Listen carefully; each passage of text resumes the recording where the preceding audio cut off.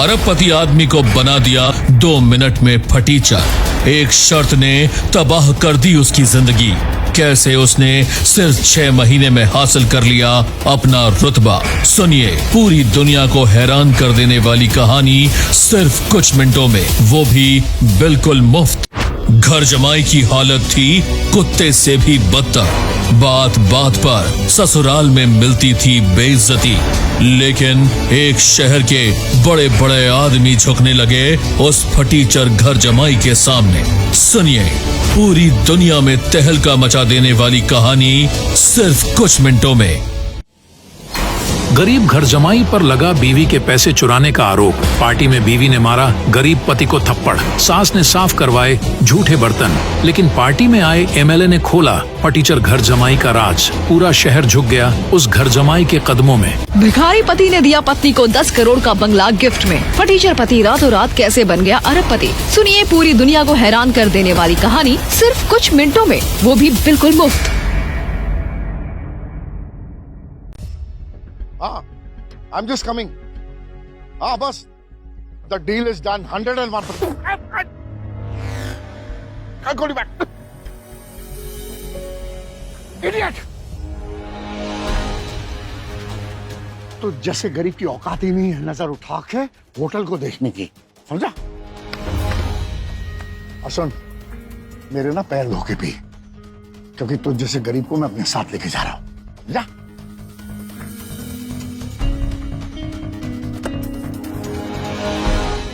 Idiot. अब चलो, बंद करो। नक्श एक गरीब लड़का था, पर अचानक कुछ ऐसा हुआ कि उसकी शादी शहर के सबसे अमीर परिवार में हो गई और नक्श बन गया उस घर का घर जमाई। पर हर रोज कभी सास तो कभी साली तो कभी घर के नौकर भी नक्श की गरीबी का मजाक बनाते। नक्श के साथ जानवरों जैसा बर्ताव किया जाता और आज भी ऐसा ही हो रहा था।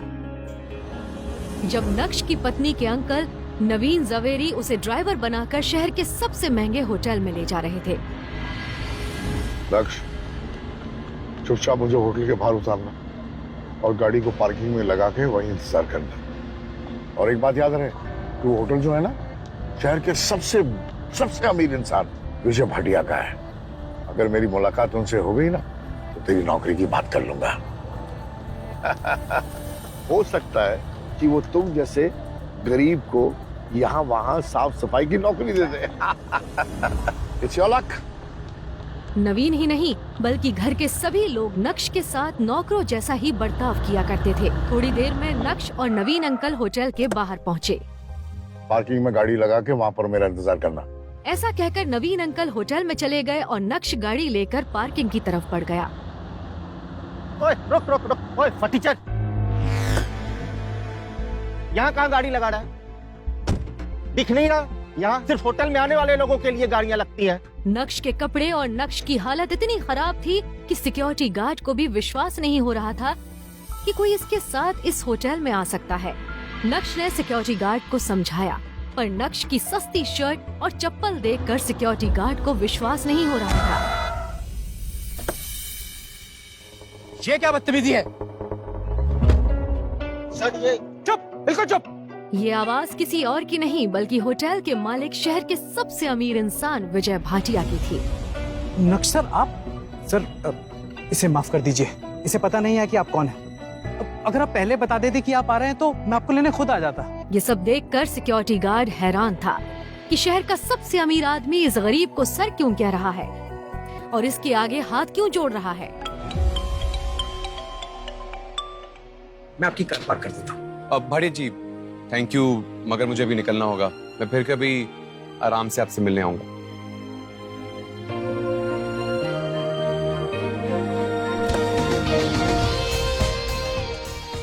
ऐसा कहते हुए नक्श वापस होटल के गेट पर पहुंच गया जहां नवीन अंकल उसका इंतजार कर रहे थे।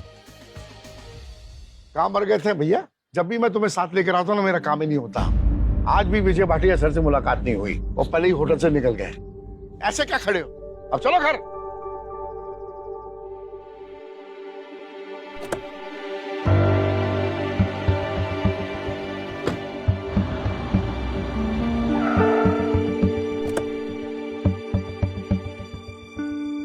जैसे ही वो वहाँ पहुँचा तो उसने देखा कि अनिका यानी कि नक्श की पत्नी दूसरी तरफ खड़ी थी।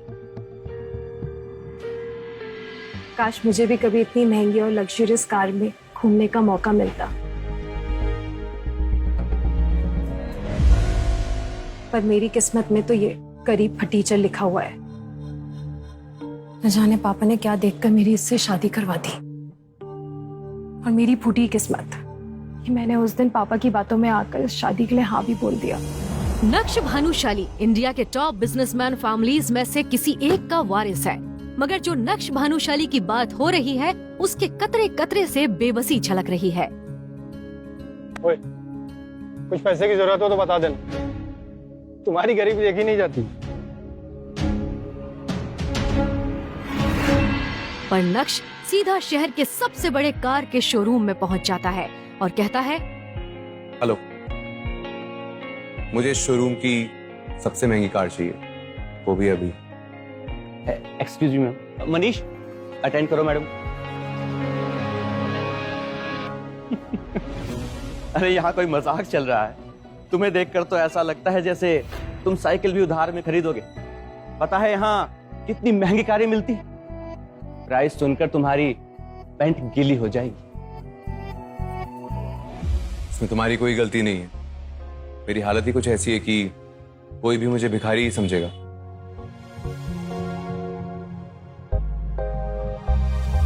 ये रहा कार्ड और इस एड्रेस पर वो गाड़ी तुरंत डिलीवर करा देना। इतना सुनकर सेल्समैन के हाव भाव बदलने लगते हैं।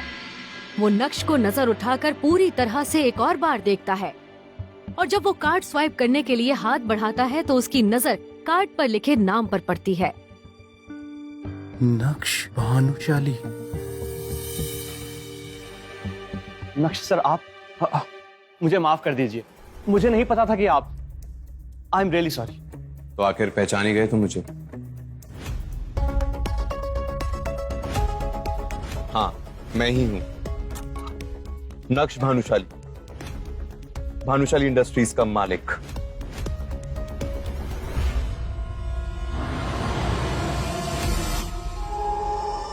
पर तभी नक्श को कुछ याद आता है और वो मन ही मन सोचता है, अगर अभी मैं ये कार ले लेता हूं तो दिक्कत हो सकती है, अभी थोड़ा रुकता हूं, बाद में ये कार मंगवाऊंगा। सुनो, यस सर, तुम ये कार अभी यहीं रहने दो, मैं तुम्हें कॉल करके बताऊंगा कि कब और कहाँ लानी है। जी सर। और इतना कहकर नक्श वहाँ से चला जाता है। आखिर में कौन था ये नक्श भानुशाली और क्यों वो इतनी सिंपल जिंदगी जी रहा था? क्या होगा जब अनिका को पता चलेगा नक्श की सच्चाई का? आखिर क्यों कराई अनिका के पापा ने नक्श से उसकी शादी, और क्या वो जानते थे नक्श की सच्चाई? खैर, इन सवालों के जवाब आगे मिलेंगे आपको। कार के शोरूम से नक्श जैसे ही बाहर पहुंचा तो उसे मोबाइल स्क्रीन पर दिखा भाग्या का फोन था। उसे देखते ही नक्श के सारे सपने छूमंतर हो गए। भाग्य नक्श की बीवी अनिका की कजिन थी जो हमेशा नक्श को नीचा दिखाने की कोशिश करती थी। हेलो, क्या बात है जीजा जी, फोन उठाने में इतनी देर लग गई। मेरे फ्री जीजा जी कहीं बिजी थे क्या? नहीं भाग्या, वो मैं। खैर वो सब छोड़ो, मुझे ना एक काम था। मुझे चीज पेस्ट्री खाने का बहुत मन कर रहा है, तो ग्लोबल बेकरी जाइए और मेरे लिए पेस्ट्री लेकर आइए। और हाँ, उसे छूने की जरूरत भी मत करना, बहुत कॉस्टली होती है वो पेस्ट्री। भाग्या, मुझे बैंक जाना था और। मेरे प्यारे जीजा जी, ये बैंक वैंक का बहाना ना किसी और को देना, पलना तो वैसे भी आपको हमारे ही टुकड़ों पे है ना? तो बहाना वहाना छोड़िए और जाइए मेरे लिए पेस्ट्री लेकर आइए। और हाँ, मैं फिर से कह रही हूँ, उसे छूने की हिम्मत भी मत करना और बॉक्स तो बिल्कुल मत खोलना। 1 घंटे के अंदर अंदर मेरे घर आइए पेस्ट्री लेकर, ठीक है? बाय। खैर, नक्श ग्लोबल बेकरी पहुंचा, पेस्ट्री ली और वापस घर आ गया। लेकिन यहाँ तो नक्श के लिए एक नई मुसीबत इंतजार कर रही थी। वो जैसे ही घर में घुसा, उसने सामने देखा तो उसकी सास चित्रा अपनी कुछ सहेलियों के साथ रमी पार्टी में व्यस्त थी। तभी चित्रा जी की एक सहेली ने अपने चश्मे की तरफ देखकर कहा, चित्रा, देखना, तेरे यहाँ आते वक्त मेरे चश्मे का ग्लास निकल गया और अब मुझे देखने में भी दिक्कत हो रही है। तो इसमें टेंशन लेने की क्या बात है? तू पार्टी एंजॉय कर, मैं किसी सर्वेंट से बोलकर ठीक करवा देती हूँ। अरे नहीं, ये चश्मा इंपोर्टेड है, पूरे 2 लाख का लिया था मैंने। और मैं किसी नौकर पे भरोसा नहीं कर सकती। वैसे भी कभी मैंने टूटा हुआ चश्मा आज तक नहीं पहना है। पर क्या करूं, घर भी तो जाना है वापस, और मुझे देखने में भी दिक्कत हो रही है। नक्श उस तरफ से निकला ही था जब चित्रा जी की नजर उस पर पड़ी। नौकर नहीं, बस नौकर से थोड़ा ऊपर। वो तेरा काम अच्छे से करवा देगा, तुझे चिंता करने की कोई जरूरत नहीं। अरे सुनो नक्श। उन्होंने नक्श को पुकारा। नक्श ने जैसे ही चित्रा की आवाज सुनी वो ठिठक गया। वो समझ गया कि अब कोई ना कोई नया बवाल होने वाला है। नक्श, यहाँ।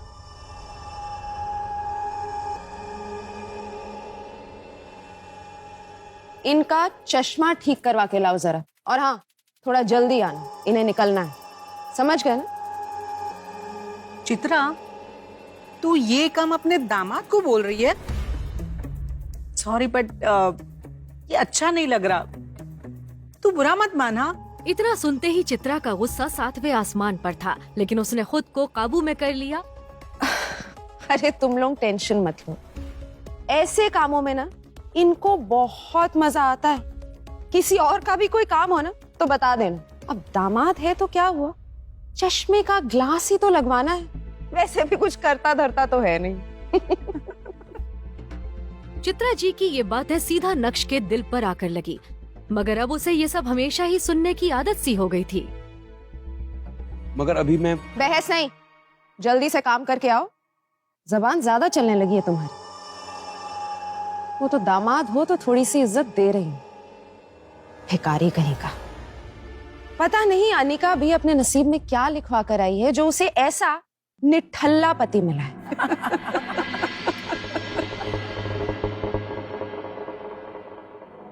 बस सही से फिट करवा कर लाना, और हाँ, अच्छी दुकान पर जाना। बहुत महंगा है ये चश्मा, समझ गए ना?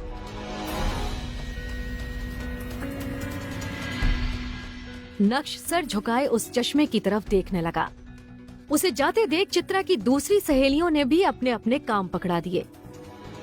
नक्श सभी की बातें सुनता रहा और फिर सामने लगी अनिका की तस्वीर देखते हुए मन ही मन बोला, इतनी बेइज्जती के बाद अभी भी मैं अगर इस घर में टिका हुआ हूं ना तो सिर्फ इसलिए अनिका, क्योंकि मैं आपको खोना नहीं चाहता। आई लव यू, लेकिन ये सब भी अब ज्यादा दिन नहीं चलने दूंगा मैं। इतना कहकर नक्श बाहर आ गया। वो अपनी ई-स्कूटर लेकर निकला ही था कि तभी रास्ते में उसके मोबाइल पर उसकी बीवी अनिका का कॉल आया।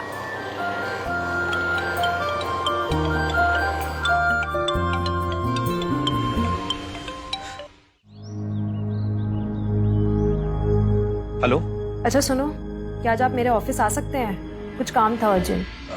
हाँ, मैं अभी आता हूँ। अनिका की ये बात सुनकर नक्श के होठों पर एक स्माइल आ गई और उसके पूरे दिन की टेंशन जैसे गायब ही हो गई। आज पहली बार अनिका ने उसे ऑफिस बुलाया था। वो ही थी उसकी जिंदगी में जिसकी मुस्कुराहट देखकर वो खुद को जिंदा रखता था। अनिका का चेहरा देखे बिना नक्श को चैन नहीं आता था और उसके बस में होता तो अनिका की हर एक खुशी के लिए खुद को लाख बार कुर्बान कर देता। रास्ते में नक्श को मोहनलाल स्वीट्स दिखा, जहाँ की जलेबियां अनिका को बचपन से ही बहुत पसंद थी। कुछ सोचकर नक्श ने स्कूटर रोकी और अपना पर्स निकालकर देखने लगा। उसमें सिर्फ 200 का एक नोट पड़ा हुआ था। ओहो, 2 ही जोड़ी कपड़े हैं मेरे पास। सोचा था टी शर्ट खरीद लूंगा, लेकिन कोई बात नहीं, अनिका से बढ़कर कुछ नहीं, उसकी पसंद की जलेबी ले लेता हूँ, वो बहुत खुश होगी। जैसे ही नक्श वापस मुड़ा तो उसे अपनी सास के दिए हुए काम याद आए। उसने एक नजर घूरकर उस चश्मे की तरफ देखा और कहा, सॉरी आंटीज और सासू माँ, आपके चरणों को प्रणाम, लेकिन मेरे लिए अनिका से बढ़कर कुछ नहीं। आपसे थोड़ा सुन ही लेंगे। इतना कहकर नक्श ने वो चश्मा फेंक दिया। आज वो पहली बार अनिका के ऑफिस जा रहा था। ये सोचकर आज वो फूला नहीं समा रहा था कि वहाँ उसका अच्छे से स्वागत होगा।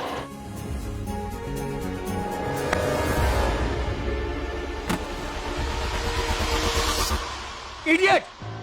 दिखाई नहीं देता है क्या तुम्हें? पता नहीं कहां से चले आते मुंह उठा के। इस ऑफिस के अंदर ना तुम्हारे खड़े होने की भी औकात नहीं है और तुम टहल तो ऐसे रहे हो जैसे कि तुम्हारे बाप का घर हो। कौन हो तुम? शायद विहान ने भी उसके बदरंग कपड़ों से उसे नौकर या ऑफिस बॉय ही समझ लिया था। विहान ने एक नजर नीचे जमीन पर पड़ी जलेबियों को देखा और फिर उसे अपने पैरों तले कुचलकर बाहर निकल गया। विहान वहाँ से जा चुका था और तभी नक्श की नजर अनिका पर पड़ी तो एक पल के लिए वो अपनी बेइज्जती भूल गया। वो अनिका की तरफ देखकर खुद से ही बोला, कितना प्यार करती हो ना आप मुझसे। मेरे साथ हुए इस बर्ताव ने आपकी आंखों में आंसू ला दी।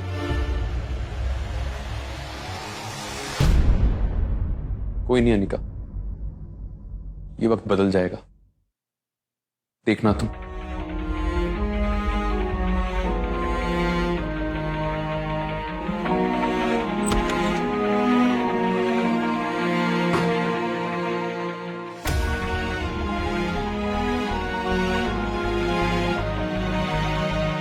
अब जाने भी दो ना अनिका, जो भी हुआ वो मेरे साथ हुआ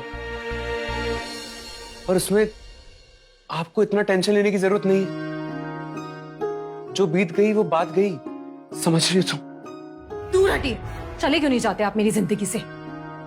नर्क बना रखा है आपने मेरी जिंदगी को। पति नहीं, मेरे पापों की सजा है आप मेरे लिए। आखिर आप चाहते क्या है?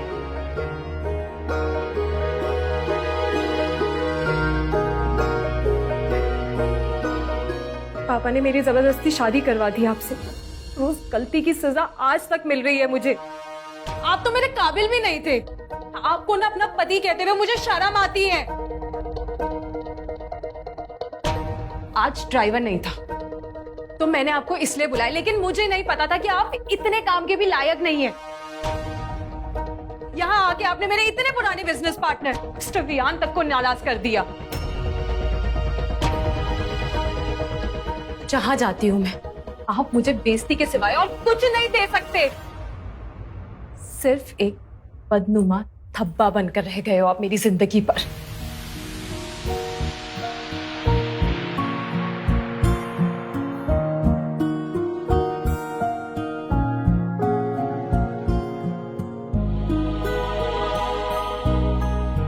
क्या है ये सब? क्यों इतनी गंदगी फैला रखी है? इसे अभी डस्टबिन में डालो।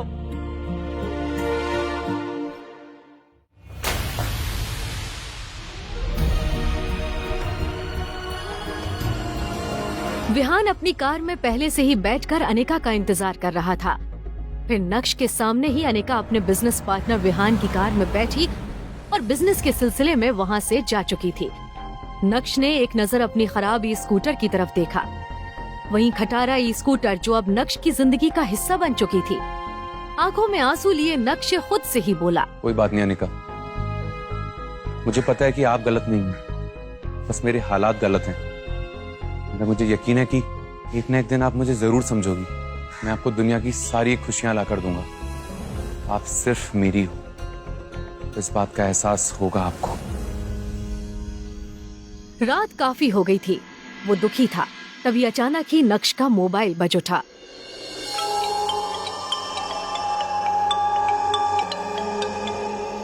हेलो, कहाँ रह गए थे तुम? तुम्हें पता है तुम्हारी वजह से मेरी सहेलियों के सामने कितनी बेइज्जती हुई? ऊपर से तुम्हारा फोन भी नहीं लग रहा था। कहाँ थे अब तक? माँ जी, वो मैं अनिका को लेने चला गया था, उसका फोन दो उसे। उसका फोन भी नहीं लग रहा है। पर वो मेरे साथ यहाँ नहीं आई है। पर अभी तो तुमने कहा कि तुम उसे लेने गए थे। हाँ, वो अपने बिजनेस पार्टनर के साथ वहाँ से चली गई थी। रात होने आई है और तुम कह रहे हो कि अनिका अपने किसी बिजनेस पार्टनर के साथ है। जरूर तुमने कुछ गड़बड़ की होगी, इसीलिए वो तुम्हारे साथ नहीं है। अरे एक अच्छे दामाद तो तुम बन नहीं सके, अब कम से कम अच्छे पति तो बन जाते। जाओ उसे ढूंढो, जाके कहाँ है वो, और मुझे 1 घंटे में अनिका घर के अंदर चाहिए। इतना कहकर चित्रा जी ने फोन काट दिया। नक्श ने अनिका का नंबर डायल किया तो वो नहीं लग रहा था। अब सच में उसे अनिका की फिक्र होने लगी। नक्श के बारे में विहान को भले ही नहीं पता था, मगर नक्श विहान के बारे में कई बार अनिका के मुंह से सुन चुका था कि विहान उसका पुराना बिजनेस पार्टनर है और उसका एक नाइट क्लब भी है। अंदर बेहद ही शोर शराबा था और लोग शराब पीकर नाच रहे थे।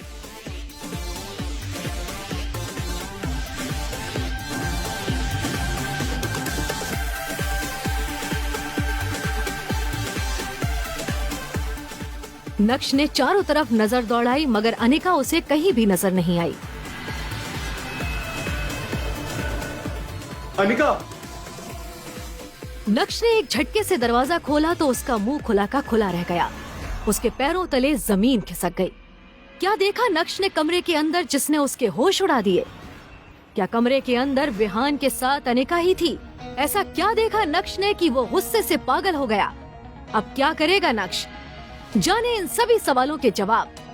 जानने के लिए अभी डाउनलोड करें पॉकेट FM और सुनिए best audio shows Insta Empire. Free कहानी सुनने के लिए अभी नीचे दिए गए इंस्टॉल बटन को क्लिक कीजिए और पॉकेट FM डाउनलोड कीजिए।